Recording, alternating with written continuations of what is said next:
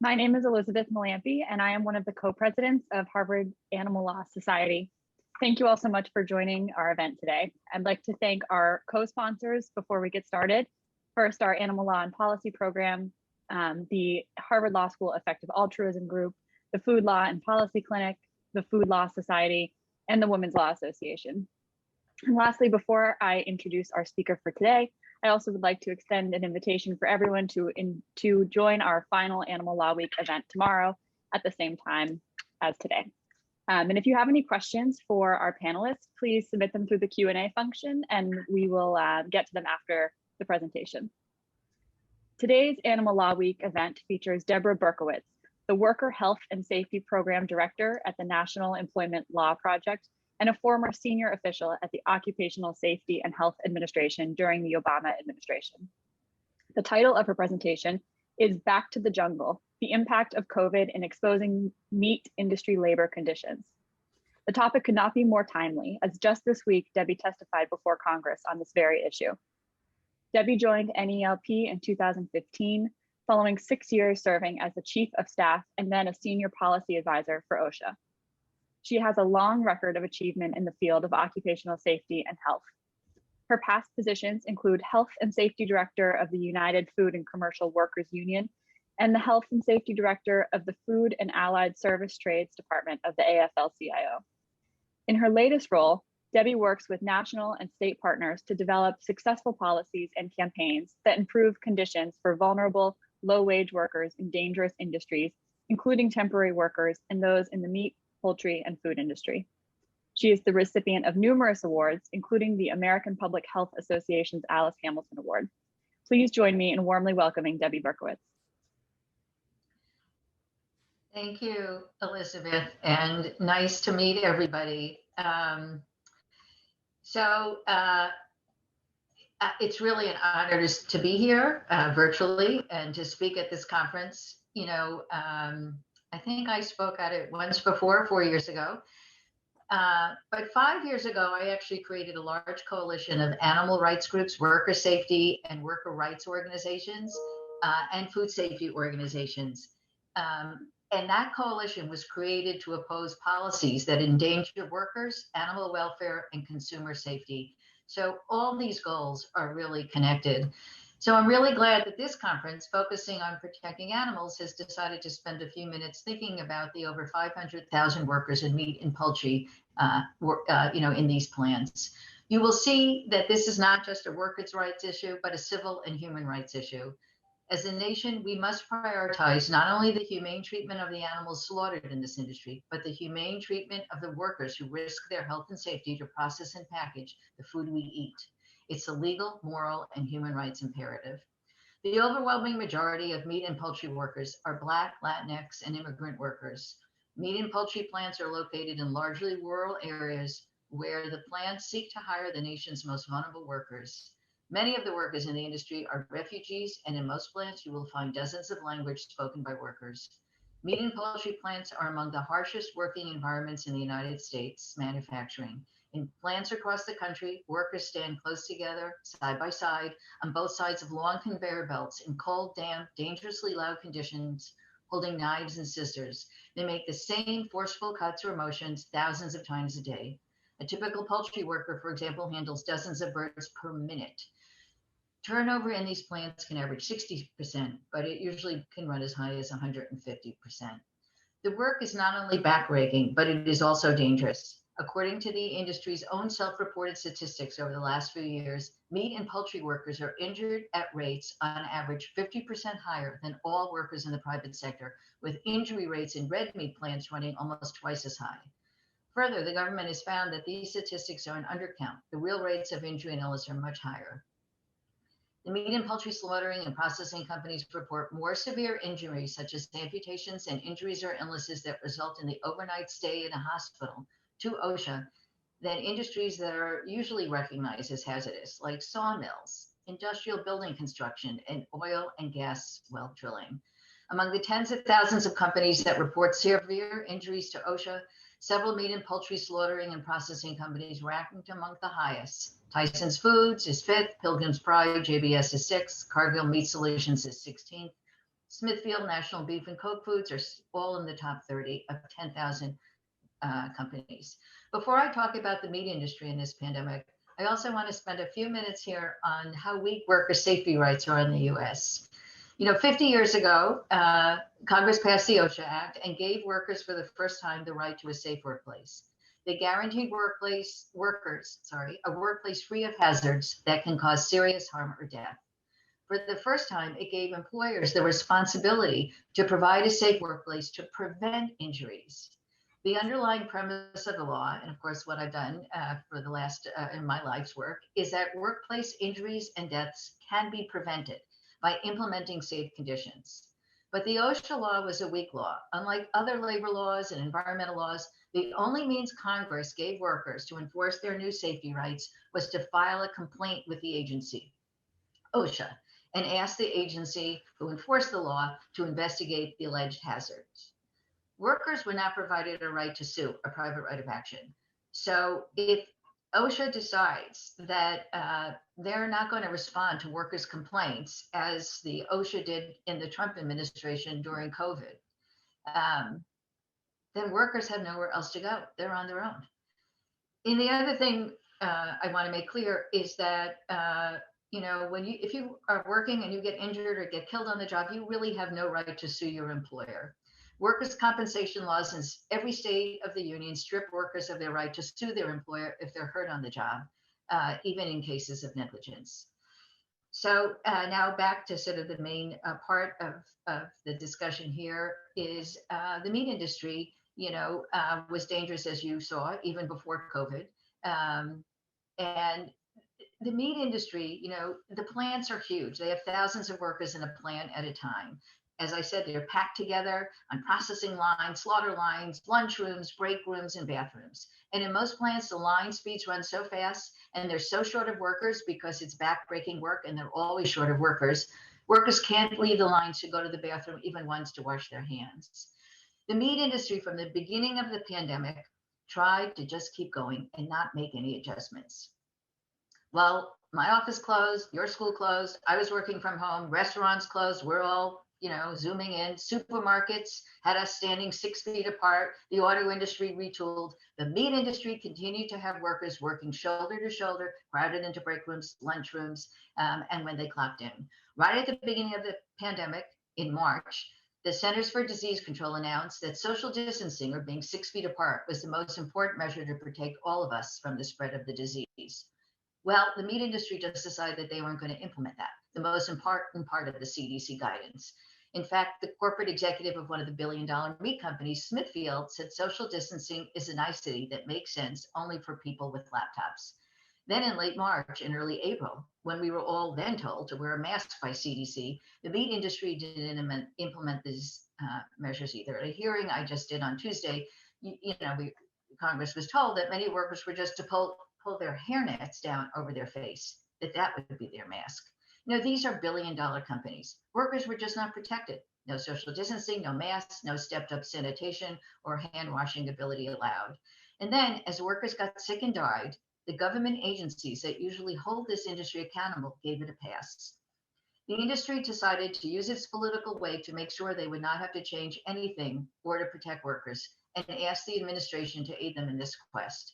First, at the beginning of April, as the first outbreaks in meat plants were in the news and workers were already dying at the beginning of April, the industry asked Vice President Pence, who ran the coronavirus task force, to help change, actually weaken the CDC guidance on protecting workers that impacted meatpacking workers. The guidance had originally said, if you were a worker and you were exposed to the virus, you were supposed to quarantine for 14 days, even if you didn't have symptoms. That's because CDC knew that there was significant risk of spreading the virus by individuals who were infected, but were asymptomatic or pre-symptomatic. And CDC said that you could get the coronavirus from just being exposed to someone for 15 minutes. The meat industry did not want to comply with this recommendation. They saw the disease sickening their workers, and they knew they would lose most of their workers if they had to comply with the guidance and allow both sick and exposed workers to quarantine. So, and I believe through the USDA, they pressured the president and the vice president to give them relief, and the vice president or the president, one of them pressured the CDC to change its guidance for all essential workers on quarantining after exposure.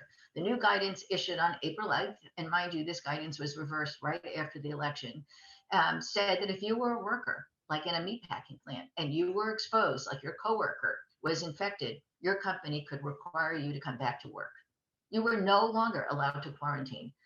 So workers who were now exposed were required to come back to work. In Iowa, on behalf of Tyson's, the governor told terrified meat workers, many who were exposed, and remember, it was spreading like wildfire in so many of these plants at this time, that if they didn't get back to work, they could not get unemployment insurance. And this message was directed at the largest pork plant in the US, where most of the meat went to China. This is the plant where company managers ran a betting pool on how many workers would get sick. The managers said they were just told to keep the lines running, not slow down to protect workers. So of course, workers would get sick. In the end, 1,500 workers, 1,500 got sick in this plant and 8 died. So this was not about feeding America. It was about lining the pockets of the few owners of these companies. And it's about sacrificing the health of workers and communities of color to line industry pockets. The meat industry continued to be successful at getting CDC to weaken its guidance so the industry wouldn't really have to protect workers. They were instrumental in getting CDC to add words like if feasible, or just consider whether you should protect workers. And so the guidance in the end didn't really recommend anything. And guidance, as you know, is voluntary. Companies can ignore or comply it, but now the guidance really didn't recommend anything at all. By mid-April, local health departments were now up in arms that these meat and poultry plants were overwhelming hospitals with sick workers and started to ask meat plants to shut down. Once again, the industry asked Vice President Pence and Trump for help. They asked for an executive order that would seem to say that county health departments could not close plants down, even when there was an outbreak. The companies took out, like Tyson's, full-page ads in major newspapers just about the third week in April. The industry even wrote a draft of the executive order, and then President Trump implemented it at the end of April. An executive order that was sort of bizarrely worded about invoking the Defense Production Act. It actually did not confer any power to any agency to keep plants open, but what it did was what the industry wanted, because the White House put the spin on it that the executive order said that these plants had to stay open. So industry and the USDA started telling local county health departments, you can't close down these plants. And the Trump administration, through the USDA, actually intervened time and time again to make sure that plants wouldn't be able to close down. When workers were dying and communities were being overrun from COVID from the meat plants. Only one health department in Merced County in California was able to close a poultry plant for an outbreak, but that was only after 8 workers died in one plant. And so, this also was just sort of, one more weapon that the meat industry, using through USDA, was able to use so that they didn't have to protect workers. My local hardware store has been closed for a week. This was about 3 weeks ago because a bunch of workers had COVID, and they did that to protect their own workers and the public. The meat industry took a very different approach. They just let workers die. They let them get sick because they wanted their profits, and they were aided and abetted by the previous administration. I want folks to know that this is very different than other industries, such as automotive, that have huge assembly lines and developed a safe and science-based strategy for reopening that include masks, social distancing in break rooms, and other measures. The meat industry was not prepared for this pandemic, though they were told during the Bush administration that this could happen, and they should prepare for the spread of some kind of infectious disease through their plants.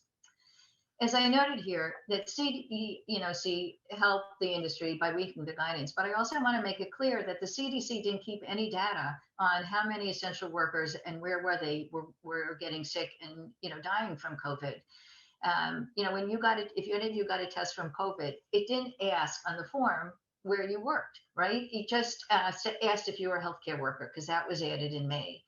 So there is no centralized database on how many meat and poultry plants workers got infected. There is a wonderful NGO that is trying to keep track, but they only get data from less than half the states. The meatpacking industry isn't reporting the data, and many big meat states like Texas, Kansas, Iowa, South Dakota, Georgia, Alabama, Mississippi, and many more don't report any data to the public. Even though they have it, they know, where the outbreaks were and in what plants.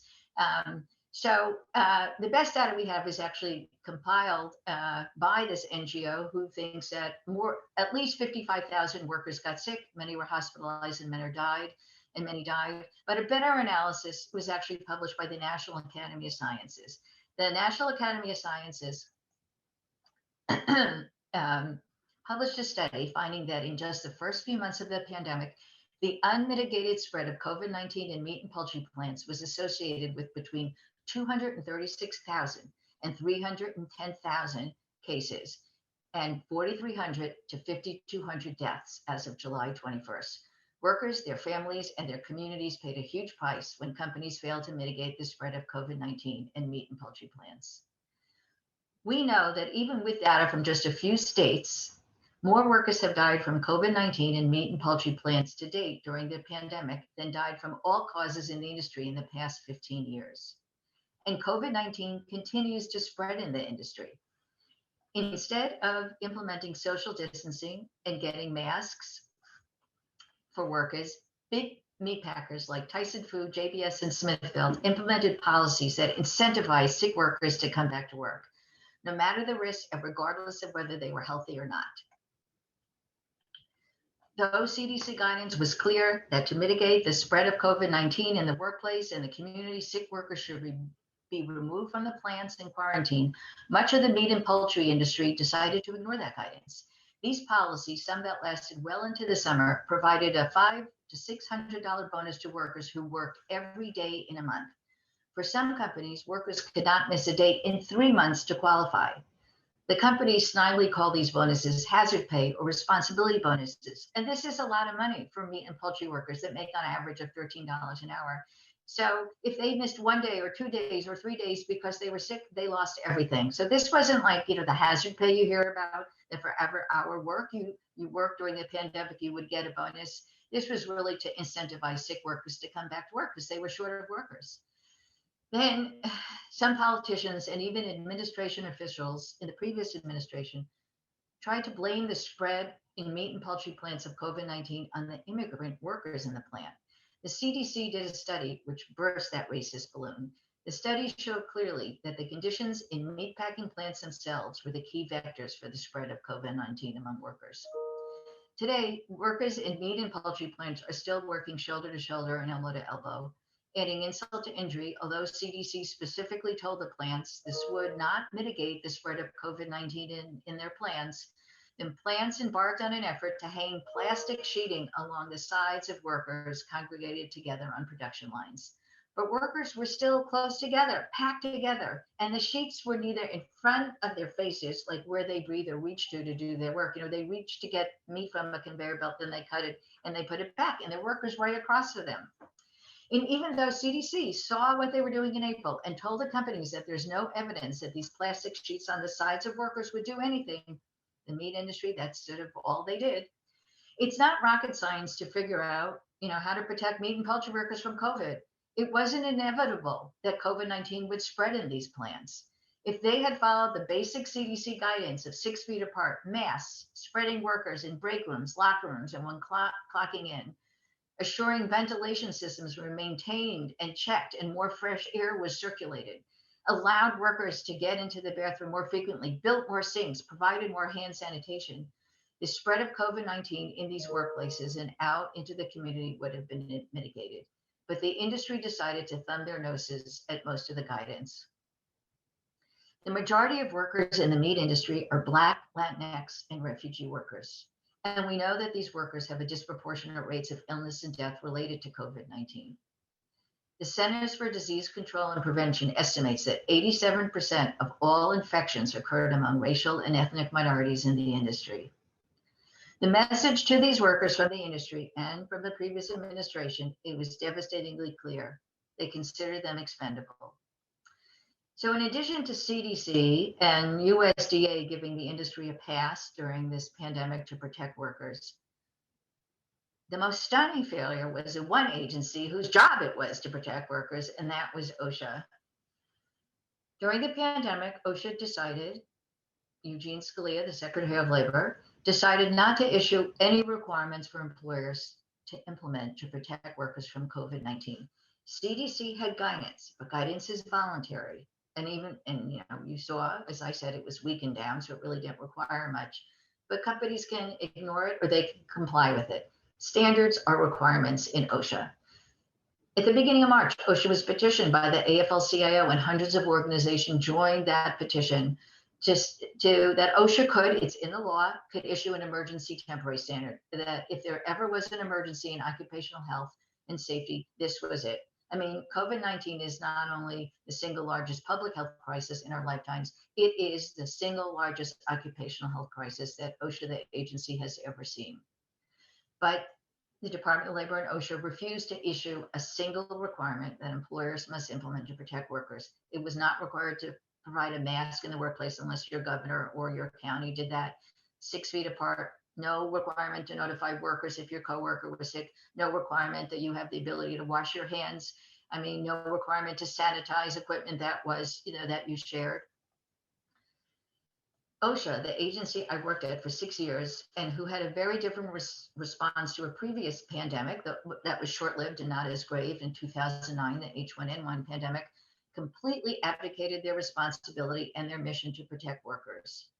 OSHA's job is to assure that employers provide safe conditions to prevent injuries and illnesses. But they just decided not to enforce the law. They didn't issue any requirements, and then they decided to virtually stop conducting on-site inspections. And just Tuesday, right after the hearing, and I can send this to people that are interested, the OIG's office in the Department of Labor actually just blasted the previous Trump administration for not doing inspections, and that it led to further outbreaks and spread of the disease. Between 11 and 13,000 complaints, depending on how OSHA reads its database, were filed by terrified workers with the agency. And in almost every single case, but just like a handful, OSHA closed the case with no inspection. OSHA does enforcement by actually going on site and seeing the hazard. They just shut that down. The agency did not respond to complaints from terrified meatpacking workers all over the country with on-site inspections. They simply sent the company a letter asking them to investigate themselves and then close the case. And in so many cases where OSHA failed to inspect, especially meatpacking plants, 3 weeks later, there were huge outbreaks and workers got sick and workers died. Had OSHA stepped into these plants and done its job, the spread of COVID-19 would have been mitigated. And lastly, I want to add that, while OSHA buried their heads in the sand and decided not to protect workers in this pandemic, including those most at risk, and USDA really carried the industry's water over to the president and the vice president to get them to weaken guidance. The USDA also tried to make things much worse for workers. They tried to increase injuries and risk to COVID-19 by allowing poultry and swine companies to speed up their slaughter and production lines. Just at the beginning of the pandemic in April, they allowed 19 poultry plants to violate existing regulations and increase their line speeds, which would have meant workers would have to work harder and faster, all close together to process more chickens per minute. And they passed a rule allowing swine slaughter plants to run their slaughter lines as fast as they want, and which means all the workers were working harder and faster and would have to be, packed together. And there was a study published by the National Academy of Sciences that those plants that increased line speeds had higher rates of COVID infection in the workplace. But it's a new day in the government. And I say this all the time. I say it's a new day. I wake up and I say it, and I go to sleep and I say it. On the first full day of the Biden-Harris administration, the president issued a new executive order to protect worker health and safety. The order directed OSHA to issue new guidelines, which it did in 8 days, that actually said something, not if possible and consider this. The Biden executive order told them to start enforcement, so they are rewriting their directives to start enforcement. And the new executive order actually told them essentially to issue an emergency temporary standard, which they're expected to do in the next 2 weeks. And USDA has withdrawn, we hope permanently, a proposed rule that they sent to the White House for review right after the election to allow line speeds in all poultry plants to speed up. There's a large coalition, as I said, of animal rights, consumer safety, and worker rights organizations that we have formed 4 years ago that thwart this kind of speed up. And so we were thrilled to see the Biden administration just withdraw this rule. It is not inevitable that those who harvest and produce our food must also be subjected to risk to their health and safety. We can choose to change this. We can choose to protect both food workers and their communities and feed the people of this country at the same time. So thank you all. And I'd love to answer any questions or provide additional information. Wonderful. Thank you. Thank you so much, Debbie. We really appreciate it. I'm glad my camera was off because I was shaking my head pretty much throughout your entire, so many surprising, just devastating facts. We've got some questions. This first one actually comes from our clinic director, Kathy Meyer. She asks, were the government inspectors who inspect the meat products at the end of the process subject to different rules than the workers? And did those government employees get more protection? And if so, how was this justified by the government? The question is about the government inspectors in the plants right now. Yes, so that's the Food Safety Inspection Service. And there are Food Safety Inspection Service employees in every meat and poultry slaughter plant and most meat and poultry plants. There was a huge crisis because the USDA itself refused to protect these workers.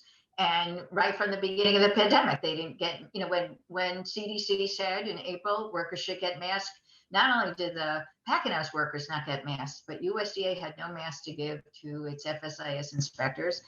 Right at the beginning of the pandemic, if the first couple of months an inspector died, and the union that represents the Food Safety Inspection Service, the American Federation of Government Employees, really had to go to bat for its inspectors. And so, it was, it's like the whole ethos in these plants is just, workers are sort of expendable. And so they didn't try to protect their own inspectors that were in these plants either.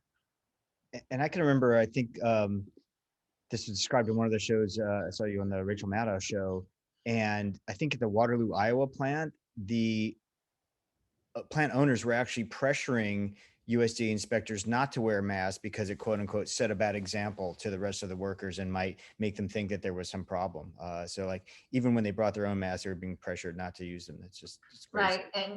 Right. That is exactly what happened to the inspectors. They wanted to bring their own masks and they were said, oh, don't do this. When all these workers should have been in masks. It really was a very concerted effort.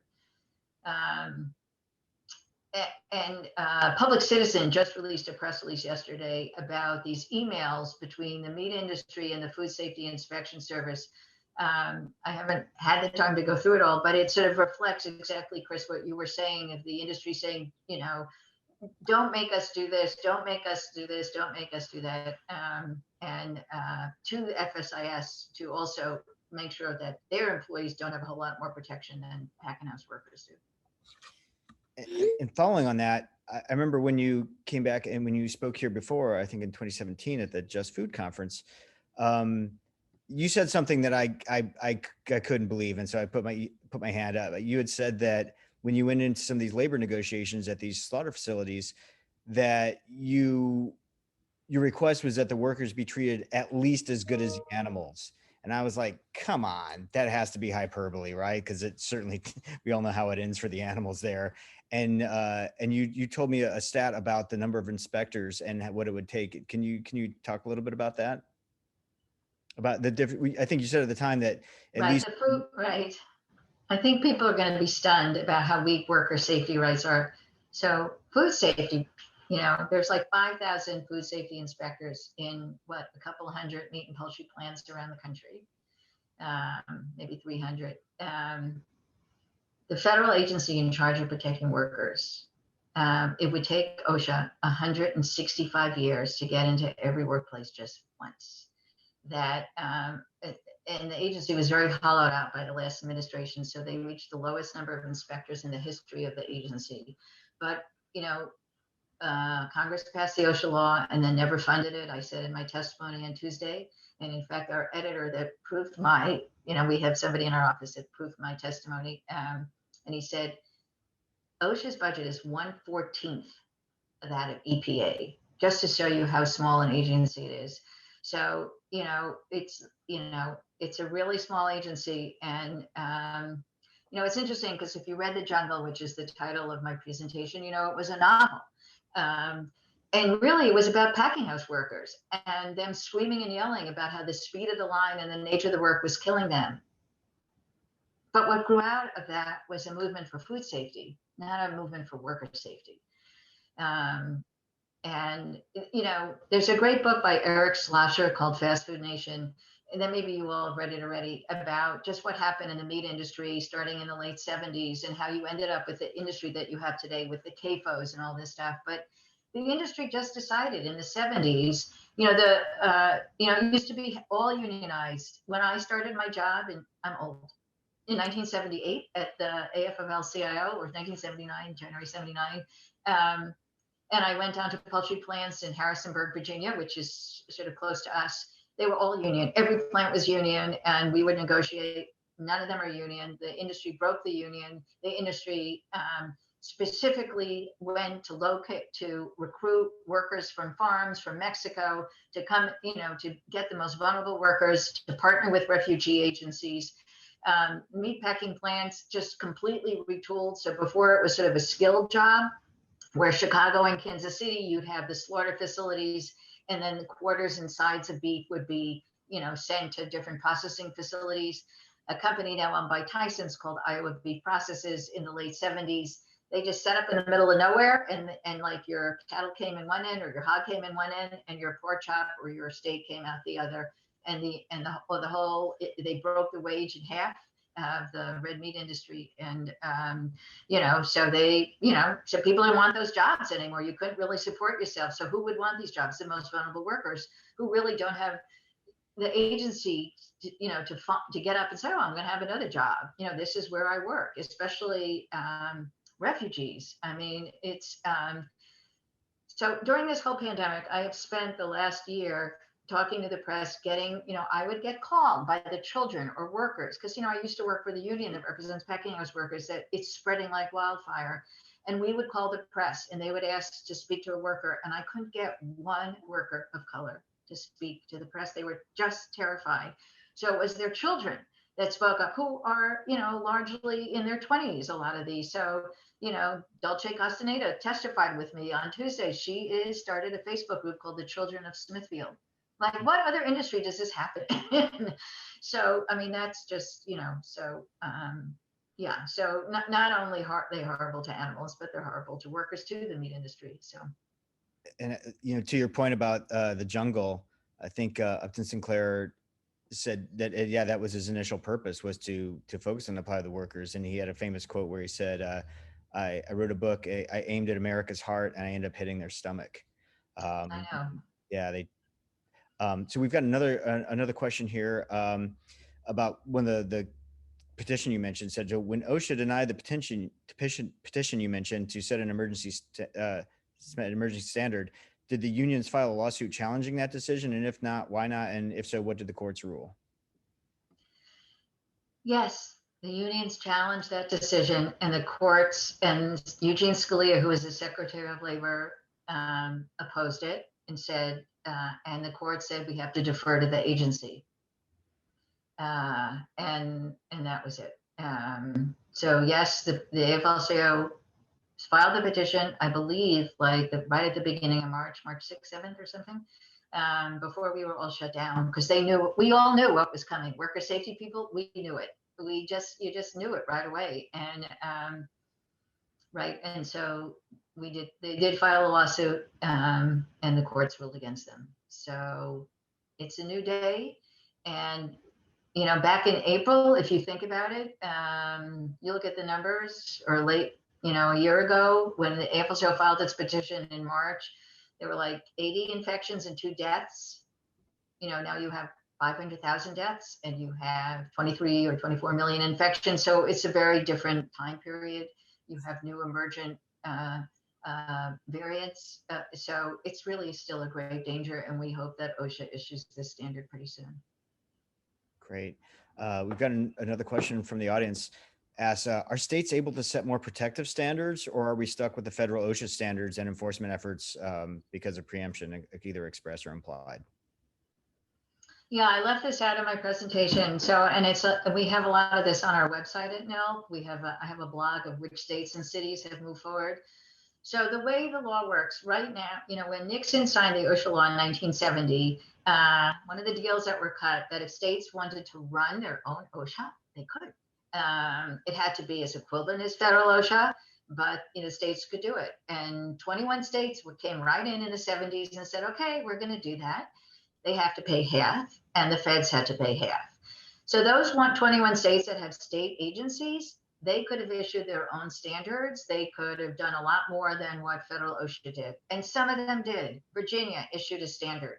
California, Michigan, Oregon, Washington. A lot of those states just decided to move. Some of those states, the governors, like in Nevada, issued executive orders, and then their state OSHAs would then enforce. But because federal OSHA did nothing on COVID, all those states that were under federal OSHA jurisdiction, 29 states, including Massachusetts, New York, and the states around you, Maine, and New Hampshire, and Connecticut, and Rhode Island and New York,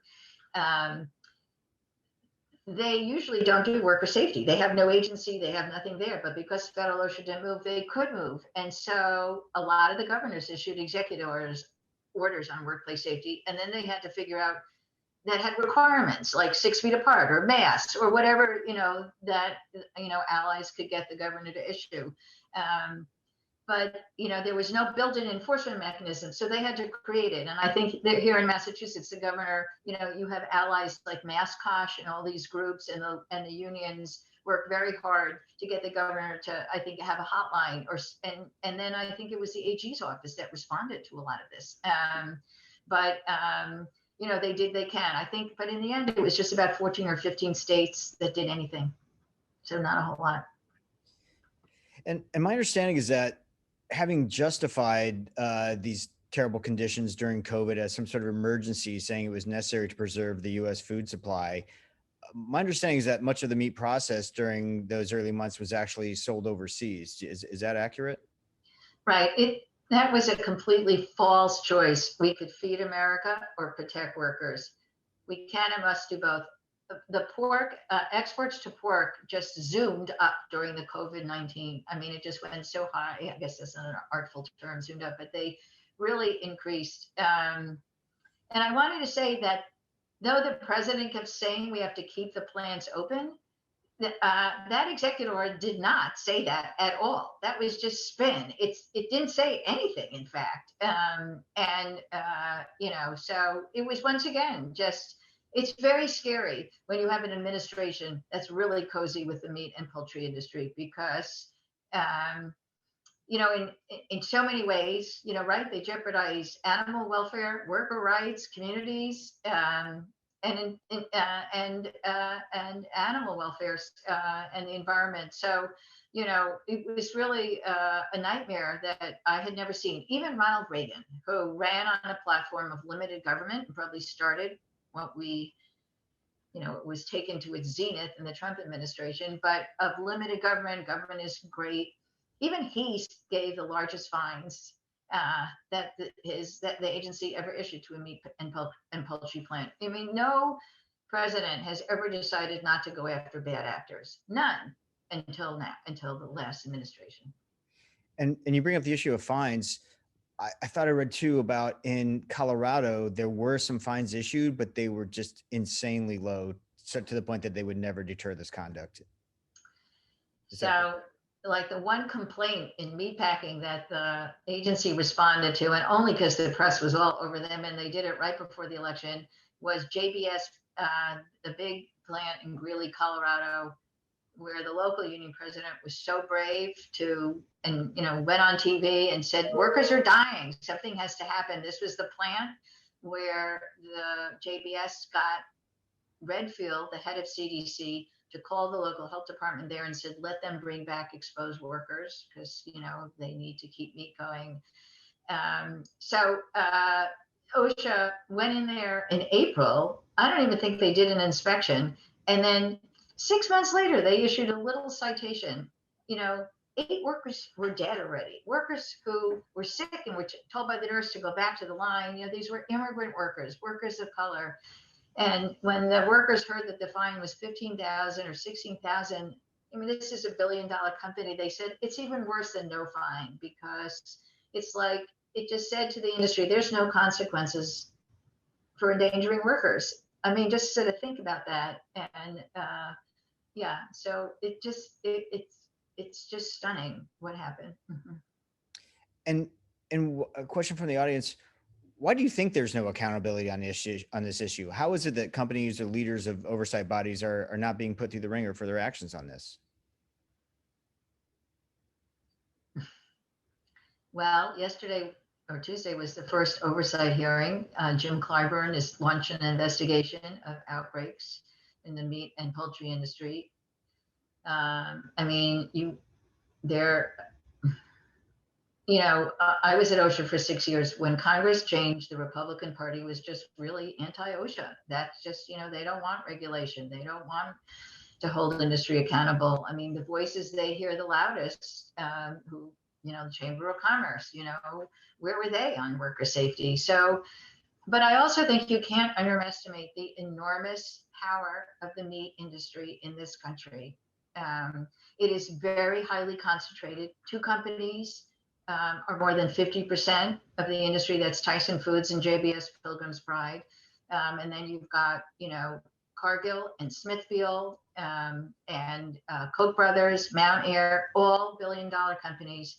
They have enormous ties to politicians. They run the states. I'm saying this, they really have enormous influence in the states that they operate in to weaken workers' comp laws so that nobody looks beyond their doors. And I think what this pandemic did is it exposed these horrible working conditions, and not only for the animals, but for workers, so that the sheriff in Waterloo, Iowa, Tony Thompson, I think his name was,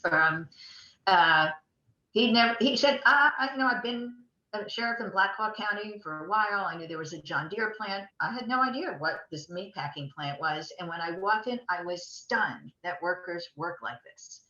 And so I think we have to really start holding this industry accountable. We have to hold it accountable, not only as elected officials have to hold them accountable, but we do. You and I have to hold them accountable in what we eat and what we demand of them. And so, 3 years ago when I was here, I was raising with students that, poultry is the most popular meat on college campuses.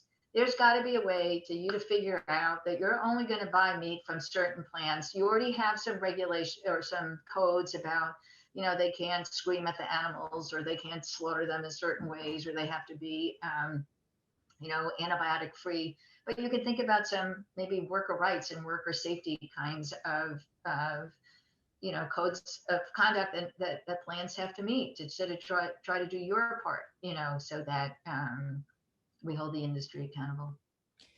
And speaking of that first hearing in however many years, how was your testimony received at that hearing? Well, everybody was there at the committee. Rosa DeLauro, who is the head of the committee and now very powerful woman in the House, she is the head of the Appropriations Committee. She has been a champion of worker safety and also animal rights in the meat industry for a very long time, for decades. And it was her birthday. She was 78. So that's how amazing she is. And so I think the testimony was well received. And even the Republican chair, Tom Cole from Oklahoma, the Republicans said it to focus on, let's get the vaccine to all these workers because they're so exposed, like, yikes, this is really bad. But even he said he understands that the vaccine isn't a panacea, that you have to do both. You have to protect workers and vaccinate them. But, they're very cozy with the industry. The industry came and said, oh, we've got this thing solved. It's not a problem. And, he parroted that. And that's just not true. And another question from the audience. What do you believe is the role of government funding in helping disrupt this type of meat production business from thriving by maybe funding other types of food production that is more humane or even plant-based? And how is this changing with the new administration, if you can see a trend so far? Well,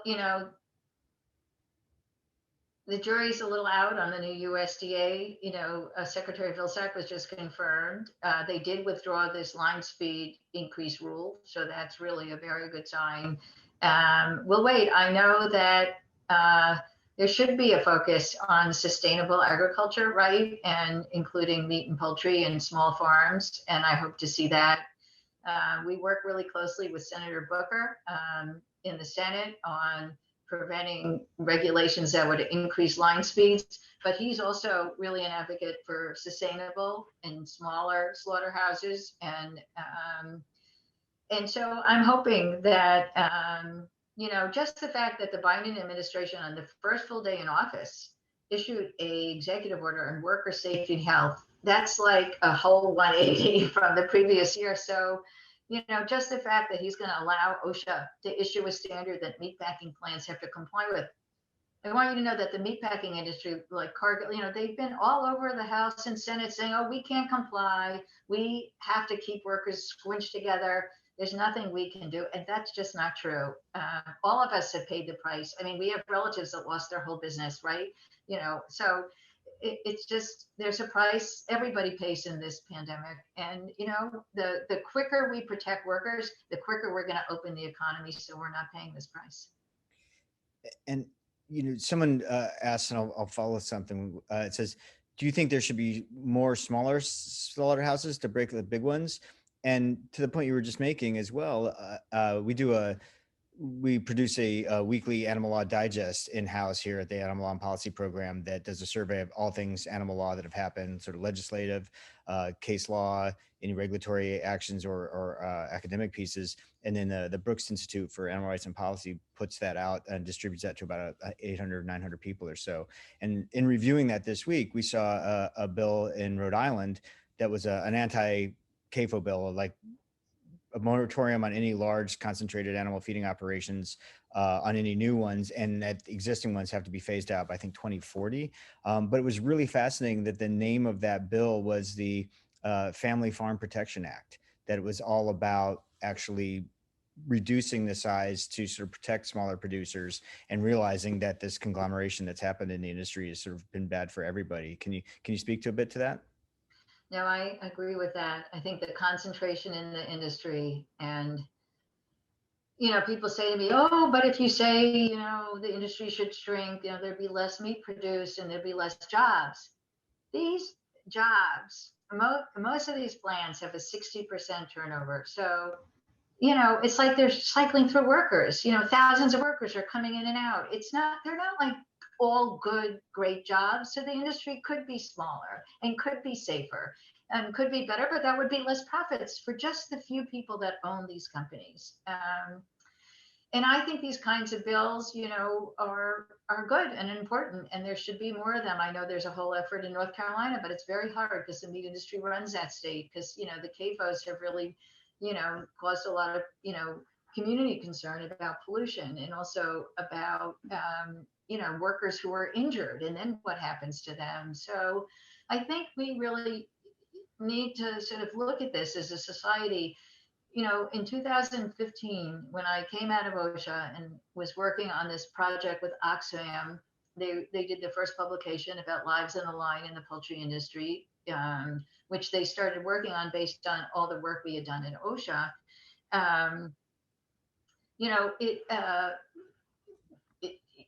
I was stunned. I thought, oh, well, let's start a consumer movement. So I called this polling firm that does polling for the industry on what people think, thinking I could build on this. And they said, people don't care about workers. People think workers have agency. If they don't like this job, they can leave it. And, they care about animals, they care about the environment. But if your message is that workers are unsafe, they're going to go, whatever, they should get another job. So we have a huge education, deficit here. I think about worker rights. Workers who are poor really don't have agency. These are the jobs that they get. And the industry also recruits workers. There are a lot of undocumented workers in the industry, and the industry knows what they're doing when they're hiring them because they're so scared. I mean, 6 workers were killed in a savage way in a chicken nugget in a poultry plant that processed chicken nuggets in Georgia just like 3 weeks ago. They had put in a new system to freeze the chicken nuggets with nitrogen gas as opposed to ammonia, which is what they usually use. And there was a leak, and workers died of inhaling it. They literally froze. It froze their insides. It was horrible. And these workers, a lot of them were undocumented, and they were too scared to speak to report. They were too scared to speak to anybody.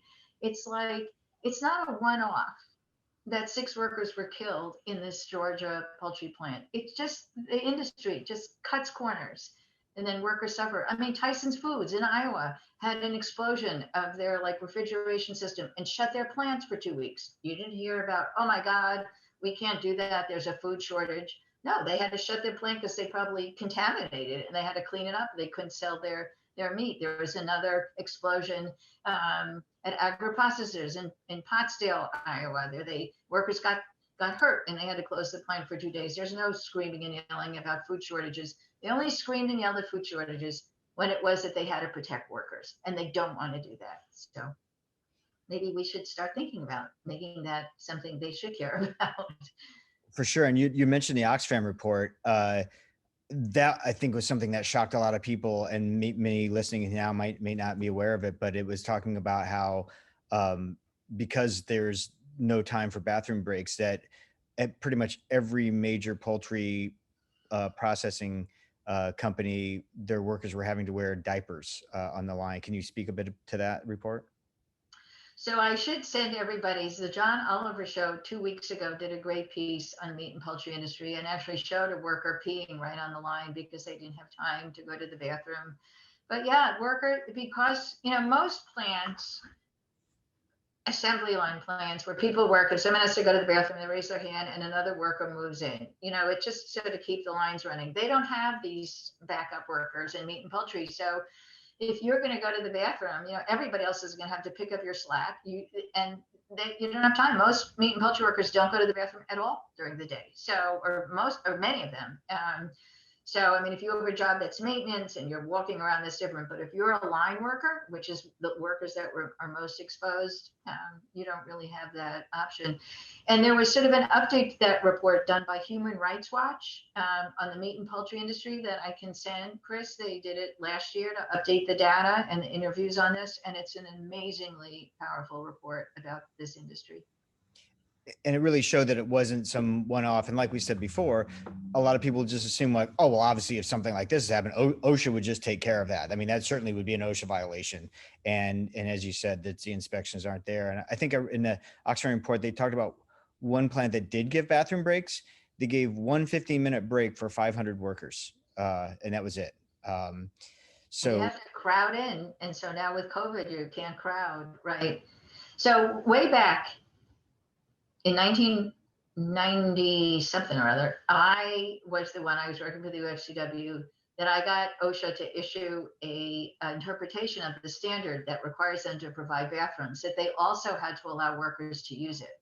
And that was because there was a company called Hudson Foods that I now think is owned by Tyson, that said, well, we're complying with the law. We have bathrooms, but we don't have time to give workers time to use it. So it's been, I've been fighting this industry for a long time. So yeah. And I remember hearing on NPR once, there was a dairy producer in upstate New York who literally said, who was identified and openly said on the national radio that he simply could not continue to operate economically if he wasn't able to hire undocumented workers. It was astounding to me that they were that open about it. Another question. So one there's been a kind of move in the last year or so within the animal protection community, especially the farmed animal protection community, to not just attack the industry, but to sort of help transition folks who are involved in animal production into other types of food production, transformation. There's a lot of different monikers for it. Do you know if there's any other similar efforts to help? You said there's such turnover within the processing industry. Do you know if there's any other similar efforts to help them find alternate employment or jobs? No. Okay. But And then again, it's a new day, so maybe the Biden administration will do that. I mean, I think there are a lot of advocacy and organizations, worker centers that have been created over the last decade or more. Because that work, some of the plants are unionized, some are not, but to sort of